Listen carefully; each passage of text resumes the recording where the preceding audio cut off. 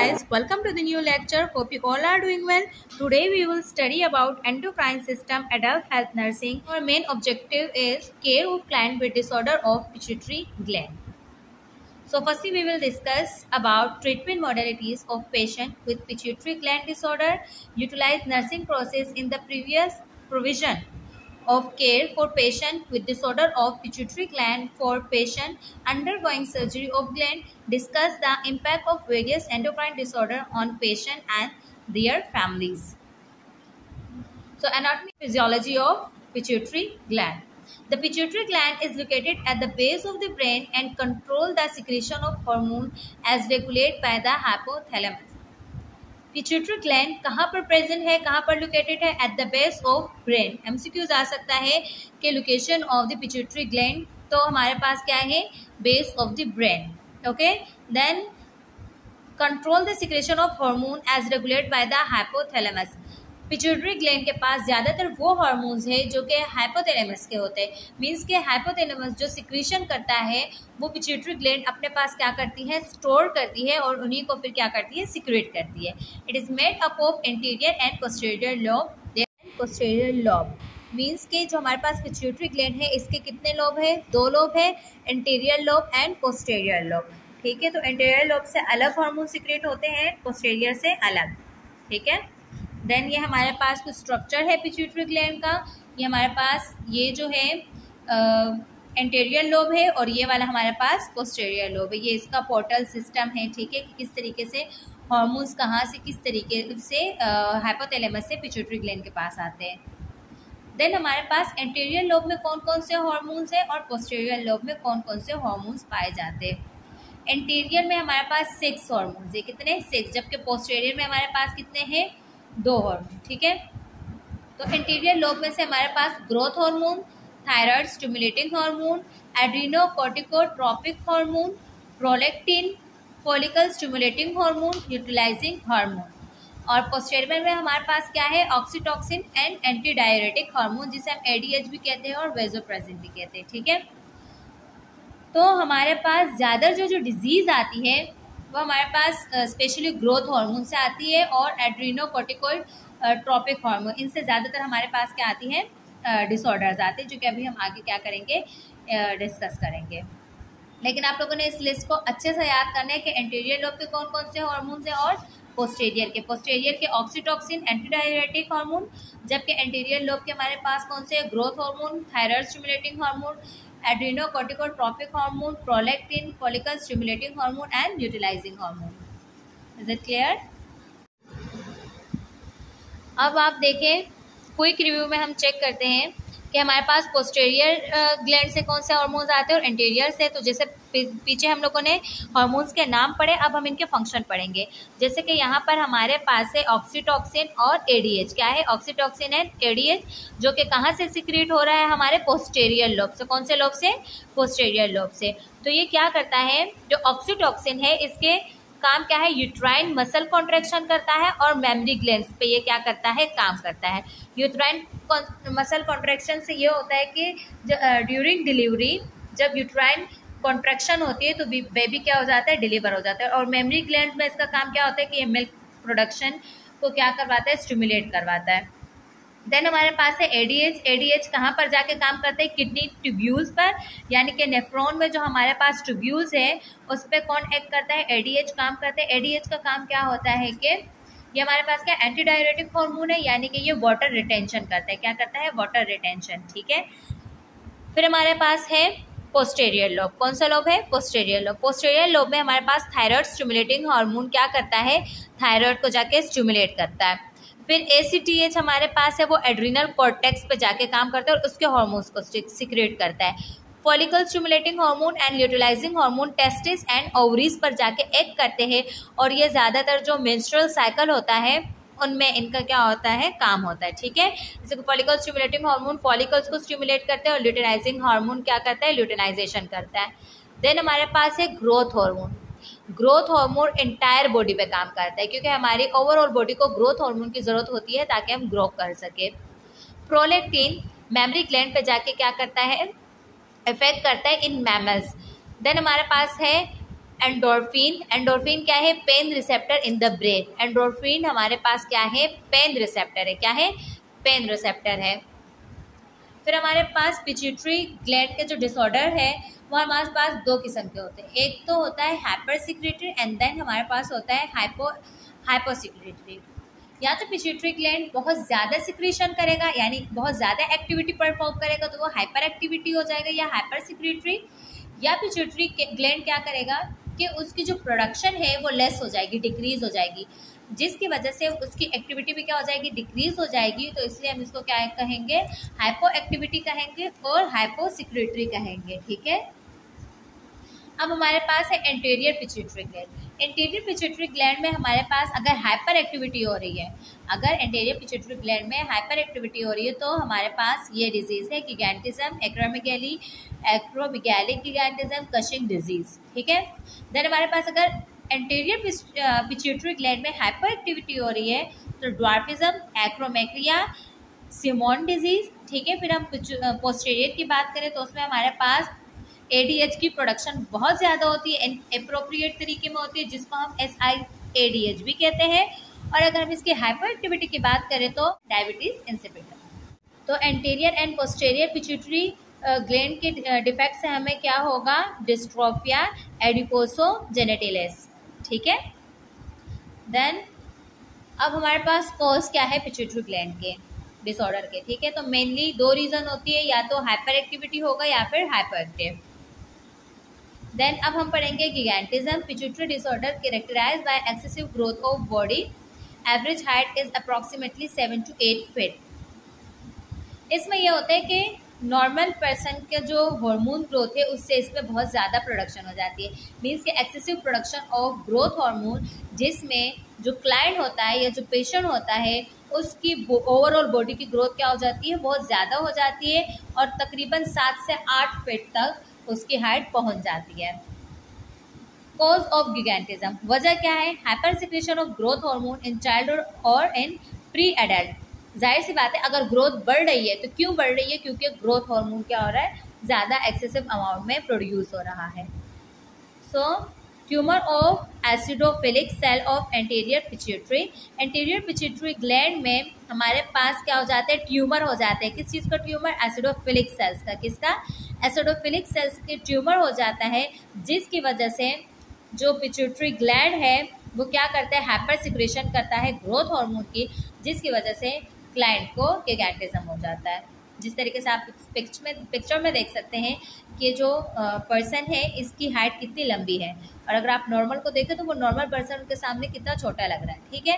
तो इसकी जो हाइट है वो normal person as compare to normal person क्या होगी? ज़्यादा होगी। नेक्स्ट हमारे पास है acromegaly. Anterior pituitary disorder characterised by enlargement, thickening and broadening of bones. Gigantism में क्या हो रहा था? ओवरऑल बॉडी में ग्रोथ हो रही थी। ठीक है। हाइट लंबी हो रही थी। जबकि एक्रोमेगैली में क्या हो रहा है? इनलार्जमेंट भी हो रही है, thickening and broadening of bones. Bones क्या हो रहे हैं? इनलार्ज हो रहे, थिक हो रहे और ब्रॉडनिंग हो रही है। Particularly extremities of the body. ये ज़्यादातर किस पे इफेक्ट करती है? एक्सट्रीमिटीज, यानी कि हाथ और पैर पर। हाथ और पैर क्या हो जाते हैं? साइज में बड़े हो जाते हैं, थिक हो जाते हैं और मोटे हो जाते हैं। कॉज क्या है इसकी? Hyper secretion of growth hormone after fusion of epiphysis with shaft of bone. इसमें भी क्या होती है कि ग्रोथ हार्मोन की प्रोडक्शन बहुत ज़्यादा होती है। किसकी वजह से? Fusion of epiphysis with shaft of bone के बाद। ठीक है। Then adenomatous tumour of anterior pituitary involving the acidophilic cell. वही बात है कि पिट्यूटरी ग्लैंड में एसिडोफिलिक सेल्स जो है हमारे पास, कौन से सेल? एसिडोफिलिक सेल्स है, उसमें ट्यूमर हो जाता है, जिसकी वजह से ग्रोथ हार्मोन की प्रोडक्शन इंक्रीज हो जाती है और क्या हो जाता है? एक्रोमेगैली। ये आप देख सकते हैं ये पिक में कि किस तरीके से इनका जो फेस है वो कितना ब्रॉड हुआ है। एक नॉर्मल जो पेशेंट होता है या जो एक नॉर्मल पर्सन होता है उनके बोन्स के साइज के मुताबिक अगर हम इनको कंपेयर करें तो इनका साइज क्या हुआ है? इंक्रीज हुआ है। ठीक है। देन साइन एंड सिम्टम्स क्या है? Striking feature are protrusion of supra orbital rigid, broadening of nose, thickening of lips, thickening and wrinkle formation on forehead, lower jaw, ठीक है। तो इसमें हमारे पास क्या होता है, जो हमारी नोज होती है, जो जोज होते हैं ये, या जो हमारे ये जो चिक बोन है, ये सब क्या हो जाते हैं, बहुत ज़्यादा इनकी जो ब्रॉडनिंग हो जाती है, थिक हो जाते हैं, मोटे मोटे हो जाते हैं, और हेड पर क्या हो जाती है, रिंकल्स पड़ना शुरू हो जाते हैं। Face with this feature called as a acromegalic or gorilla face. ठीक है। देन हमारे पास है sign and symptom. Kyphosis. Kyphosis का मतलब है enlargement of hand and feet with a बोविक स्पाइन। इसमें क्या होता है, तो किफोसिस में कि हैंड और फीट की क्या हो जाती है, enlargement हो जाती है, और जो स्पाइन है वो बोविंग हो जाता है। इसके अलावा scalp is thickened and throw into fold. जो हमारी स्कैल्प है वो इतनी थिक हो जाती है कि उसमें फोल्ड्स बनना शुरू हो जाते हैं। Overgrowth of body hair. इसमें हमारे जो बॉडी हेयर होते हैं उनमें ओवर ग्रोथ हो जाती है। Visceral organ are enlarge. और जो विसरल ऑर्गन्स है उनकी भी क्या हो जाती है, इनलार्जमेंट हो जाती है। जिस तरीके से आप देख रहे हैं इस पिक में कि जो पैर है और आप उनके फेलेंजिस डिजिट्स देखिए तो किस तरीके से उनमें इनलार्जमेंट हुई हुई है, थिकनिंग हुई हुई है। नेक्स्ट हमारे पास है Cushing syndrome. Rare disease characterise by obesity. ये एक रेयर डिजीज है, ज़्यादातर लोगों को नहीं होती, और इसमें जो पेशेंट होते हैं वो बहुत ज़्यादा ओबेस होता है, बिल्कुल Golu Golu. Hyper secretion of glucocorticoid, mainly cortisol. Corticoid हमारे पास क्या है, हार्मोन है, स्पेशली कॉर्टिसोल जो है, इसकी सिक्रेशन क्या हो जाती है, ज़्यादा हो जाती है। तो उससे क्या होता है, आइदर पिट्यूटरी ओरिजिन और एड्रीनल ओरिजिन। कभी कभार पिट्यूटरी ओरिजिन से कॉर्टिसोल ज़्यादा सिक्रेट होते हैं और कभी कभार एड्रीनल से। तो अगर पिट्यूटरी से होगा तो वो कशिंग डिजीज कहलाएगा। अगर पिट्यूटरी से ज़्यादा हाइपर सिक्रेशन हो रही है तो वो कशिंग डिजीज कहलाएगा। अगर एड्रीनल से हो रही है तो वो कशिंग सिंड्रोम कहलाएगा। Pituitary origin. Increased secretion of ACTH lead to hyperplasia of adrenal cortex. Therefore, hypersecretion of glucocorticoid take place. Pituitary origin से किस तरीके से ये काम लेता है कि हमारा जो ACTH है वो बहुत ज़्यादा इंक्रीज होता है, जिसकी वजह से एड्रीनल कॉर्टेक्स में क्या हो जाता है, हाइपरप्लेजिया हो जाता है। हाइपरप्लेजिया होने की वजह से जो किडनी है यानी कि जो एड्रीनल कॉर्टेक्स है वो कोर्टिसोल की प्रोडक्शन इंक्रीज कर देते हैं, लेकिन इसकी असल वजह क्या है, एसीटीएच की सिक्रेशन ज़्यादा होती है। ACTH is increase by tumour in pituitary cell. इस या तो ट्यूमर हो जाएगा जिसकी वजह से सिक्रेशन ज़्यादा हो जाएगी, मेलिग्नेंट ट्यूमर और non endocrine origin like cancer of lungs और एब्डोमिनल विसरा। कभी कभार मेलिग्नेंट ट्यूमर हो जाते हैं, या ज़रूरी नहीं है कि एंडोक्राइन में ही कोई ना कोई ट्यूमर हो। कभी कभार कैंसर होता है, लंग या एब्डोमेन में एक्स्ट्रा ग्रोथ हो जाती है, उसकी वजह से भी एसीटीएच क्या हो जाता है, इंक्रीज हो जाता है। Hypothalamic disorder causing hyper secretion of corticotropin releasing hormone. जो हाइपोथैलेमिक डिसऑर्डर है, मतलब जो हमारा हाइपोथैलेमस है उसमें अगर कोई डिसऑर्डर आ जाएगा, कोई इम्बैलेंस आएगा, तो उसकी वजह से भी क्या होगा, कॉर्टिकोस्टेरॉइड पर फर्क पड़ेगा, जिसकी वजह से क्या होगा, कशिंग सिंड्रोम या फिर Cushing disease. Sign and symptoms क्या होंगे कशिंग सिंड्रोम के, disproportionate distribution of body fat result. इसमें क्या होगा, जो बॉडी का फैट है उसमें क्या होगा कि डिस्ट्रीब्यूशन जो होगी वो सही तरीके से नहीं हो पाएगी, मतलब जिस तरीके से प्रॉपर डिस्ट्रीब्यूशन होती है बॉडी फैट के उस तरीके से वो नहीं हो पाएगी, जिसकी वजह से इनका फेस क्या होगा, बिल्कुल मून फेस होगा, बिल्कुल जैसे मून की तरह गोल मटोल। Face accumulation and retention of water and salt. Face में क्या हो जाती है, फैट की एक्यूमुलेशन हो जाती है, जहाँ पर वाटर और सॉल्ट की भी क्या होती है, रिटेंशन होती है। टॉर्सो यानी कि fat accumulation in chest and abdomen but slim leg and arm. Torso का मतलब ये है कि चेस्ट और एब्डोमेन में फैट एक्यूमुलेशन हो जाती है, जिसकी वजह से उनका चेस्ट और एब्डोमेन बहुत ज़्यादा ओबेस होता है, पर हाथ और पैर इनके क्या होते हैं, स्लिम होते हैं, मतलब डिस्ट्रीब्यूशन हाथ और पैरों में नहीं होती फैट की। बुफेलो हम, fat deposit on the back of neck and shoulder. जो बैक ऑफ नेक है और शोल्डर है यहाँ पर बहुत ज़्यादा फैट जमा हो जाता है, जिसको हम बुफेलो हम्प्स कहते हैं। क्या कहते हैं, बुफेलो हम्प्स। देन है pot belly, fat accumulate in upper abdomen. जो अपर एब्डोमेन पार्ट है वहाँ पर फैट एक्यूमुलेट हो जाते हैं, जिसकी वजह से हम उसको क्या कहते हैं, पोर्ट बैली कहते हैं।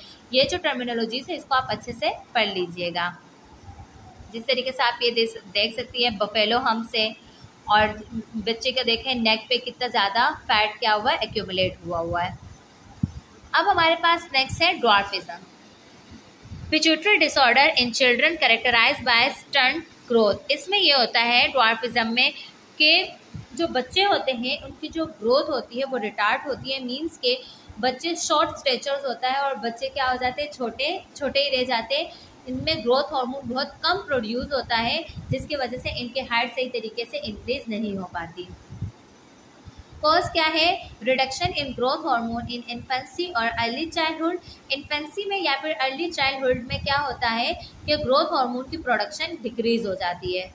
अगर बिकॉज ऑफ फॉलोइंग रीजंस, अब कौन कौन से रीजंस है जिसकी वजह से ये होती है। Then deficiency of growth hormone releasing hormone from hypothalamus. Growth hormone hypothalamus secrete ही नहीं कर रहा। डेफिशिएंसी ऑफ सोमेटोमेडियन सी, या तो सोमेटोमेडियन सी की क्या हो जाएगी, हमारे पास डेफिशिएंसी हो जाएगी, कमी हो जाएगी। Atrophy of acidophilic cell in the adreno hypophysis. अगर जो हमारे पिट्यूटरी ग्लैंड का एडिनो हाइपोफिसिस पार्ट है वहां पर अगर एसिडोफिलिक सेल की एट्रोफी होगी तो भी ग्रोथ हार्मोन क्या हो जाएगा, डिक्रीज हो जाएगा। Tumour of chromophobe non functional tumour compress and destroy the normal cell. मतलब वहां पर एक ऐसा ट्यूमर पैदा होगा जो कि नॉन फंक्शनल होगा, उसका कोई काम नहीं होगा, लेकिन वो क्या करेगा, नॉर्मल सेल को डिस्ट्रॉय करेगा और कंप्रेस करेगा, जिसकी वजह से ग्रोथ हार्मोन सही तरीके से इंक्रीज नहीं हो पाएगी और उसकी प्रोडक्शन डिक्रीज हो जाएगी। और हमारे पास है फेनोपोपिट्यूरिज्म, ठीक है, इसकी वजह से भी क्या होता है, ग्रोथ हार्मोन हमारे पास डिक्रीज हो जाता है। टाइप ऑफ ड्वार्फिज्म कौन कौन से हमारे पास, Laron dwarfism, psychogenic dwarfism, dwarfism in dystrophia adiposogenitalis. तो एक्रोमेक्रिया आप हम पढ़ेंगे। Rare disease in adult characterised by the atrophy of the extremities of the body. Acromicria में क्या होता है कि कैरेक्टराइज है एडल्ट डिजीज, मतलब ये बड़ों में होती है, एडल्ट में होती है, और इसमें क्या होती है कि एक्सट्रीमिटीज यानी हाथ और पैरों में क्या हो जाती है, एट्रोफी हो जाती है। इसमें ये होता है कि जो हाथ और पैरों के जो सेल्स होते हैं वो क्या होते हैं, श्रिंक हो जाते हैं। कॉज क्या है इसकी, deficiency of growth hormone in adult. Adult में ग्रोथ हार्मोन क्या हो गया, कम हो गया। पीछे जो हमने पढ़ा ड्वार्फिज्म उसमें इन्फेंसी में और अर्ली चाइल्डहुड में ग्रोथ हार्मोन डिक्रीज होता है, बट इसमें क्या हो रहा है, एक्रोमेक्रिया में एडल्टहुड में ग्रोथ हार्मोन क्या हो रहा है, डिक्रीज हो रहा है या उसकी डेफिशिएंसी हो रही है। Secretion of growth hormone decrease in the following condition. ऐसी कौन सी कंडीशन है जिसकी वजह से ग्रोथ हार्मोन की सिक्रेशन डिक्रीज हो जाती है। तो deficiency of growth hormone releasing hormone, यानी वो hormone growth hormone releasing hormone है हमारे पास, ठीक है, यानी कि एक तो हमारे पास होगा ग्रोथ हार्मोन, एक हमारे पास है ग्रोथ हार्मोन रिलीजिंग हार्मोन जो कि ग्रोथ हार्मोन को रिलीज करवाता है। तो इसमें यह होता है कि ग्रोथ हार्मोन रिलीजिंग हार्मोन में डेफिशिएंसी हो जाती है, जिसकी वजह से ग्रोथ हार्मोन रिलीज नहीं हो पाता। Atrophy of acidophilic cell in the anterior pituitary. Anterior pituitary में जो एसिडोफिलिक सेल है उसकी एट्रोफी हो जाती है, श्रिंक हो जाती है, जिसकी वजह से ग्रोथ हार्मोन डिक्रीज हो जाता है। ट्यूमर ऑफ क्रोमोफोब्स, अगर क्रोमोफोब्स में ट्यूमर हो जाए जो कि नॉन फंक्शनल होता है, या फिर अगर फेनोपोपिट्यूरिज्म अगर हो जाए तो उसकी वजह से भी ग्रोथ हार्मोन क्या हो जाते हैं, डिक्रीज हो जाते हैं। जिस तरीके से आप इस पिक में देख सकते हैं, इसमें क्या हो रहा है कि जो हाथ और पैर है उनका size as compare to other part of the body क्या हो रहे हैं, डिक्रीज हो रहे हैं। अब हमारे पास है साइनस सिम्टम। साइनस सिम्टम में ये होगा atrophy and thinning of extremities. Major symptom, इसका जो मेजर सिम्टम है वो क्या है, आपके ओवरऑल बॉडी पे इफेक्ट नहीं करेगा, आपकी जो यानी जो हमारे पास क्लाइंट आएगा, जो पेशेंट होगा या जिसको एक्रोमेक्रिया होगा, उसमें ये होगा कि उनके हाथ और पैर में क्या हो जाएगी, एट्रोफी हुई होगी, बहुत छोटे छोटे हो गए होंगे, मीन्स के श्रिंकेज हो गई होगी सेल्स की। एसोसिएटेड विथ हाइपोथायरॉयडिज्म, इसमें ज़्यादातर ये होता है कि पेशेंट को हाइपोथायरॉयडिज्म भी हो जाता है। हाइपोसिक्रेशन ऑफ एड्रीनोकॉर्टिकल हार्मोन, इसमें जो हमारे पास एड्रीनोकॉर्टिकल हार्मोन होते हैं उसमें भी क्या हो जाती है, सिक्रेशन कम हो जाती है। Person become lethargic and obese, इसमें पेशेंट क्या होता है, बिल्कुल वीक फील करता है, लेथार्जिक हो जाता है और ओबेस हो जाता है यानी मोटा हो जाता है। लॉस ऑफ सेक्सुअल फंक्शन, यानी कि इनके जो सेक्सुअल फंक्शन होते हैं वो क्या हो जाते हैं, लॉस हो जाते हैं। अब नेक्स्ट डिजीज हमारे पास है सिमोन डिजीज। सिमोन डिजीज हमारे पास एक रेयर पिट्यूटरी डिजीज है, also called as a cachexia, occur mostly in panhypopituitarism, ये ज़्यादातर किस में होता है? फेनिपोपिट्यूरिज्म में होता है।